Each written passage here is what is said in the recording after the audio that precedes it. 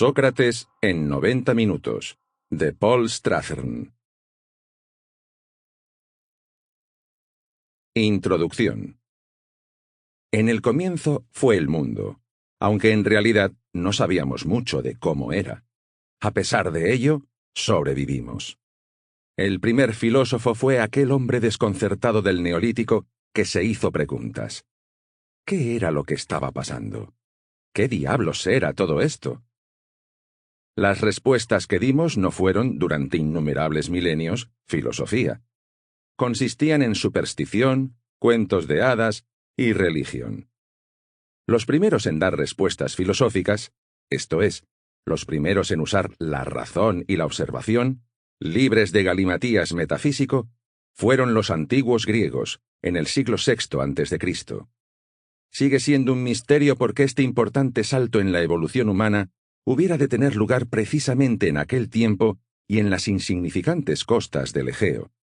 Los chinos, los babilonios y los antiguos egipcios estaban más adelantados en esa época, tenían una tecnología práctica superior y sabían mucho más acerca de las matemáticas.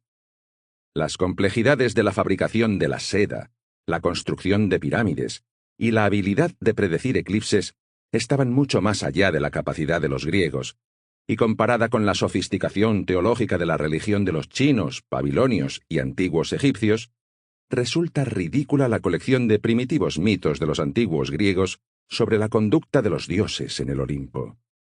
Era una religión retrasada que se había quedado en la etapa infantil del desarrollo. Solo cuando la religión madura requiere sacrificios humanos. Pero justamente en esta situación infantil puede residir la clave del misterio, al menos en parte.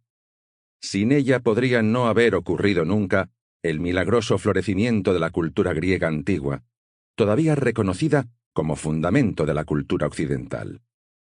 La religión trivial de los griegos no dejaba lugar a la especulación teológica o espiritual. Antes de los griegos, la investigación intelectual había girado siempre alrededor de la religión, permitiendo así que metafísica y superstición se infiltraran en el proceso de razonamiento y observación. La astronomía babilonia estaba plagada de recetas astrológicas, y la matemática egipcia impregnada de superstición religiosa. Los antiguos griegos estaban libres de tales lastres cuando comenzaron a hacerse preguntas intelectuales. Sus pensamientos se desplegaban en libertad por el mundo real.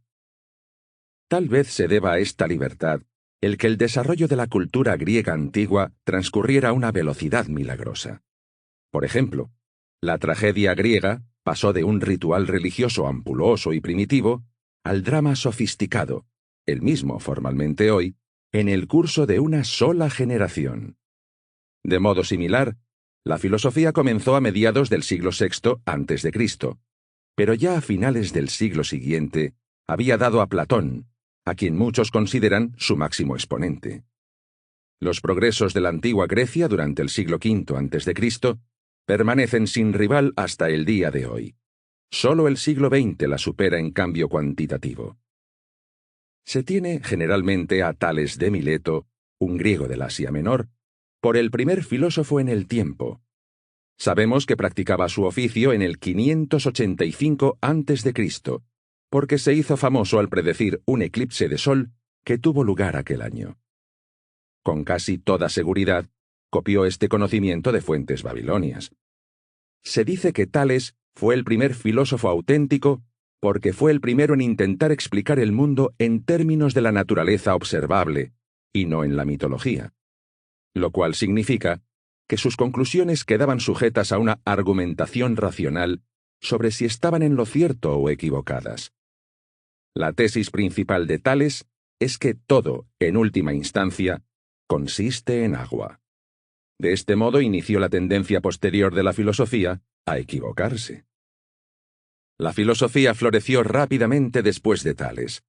Aparecieron nuevos filósofos con una serie de explicaciones diferentes del mundo. No consistía en agua, sino en fuego, después en aire o en trozos de luz, y así sucesivamente. Se les llama presocráticos. Sample complete. Ready to continue?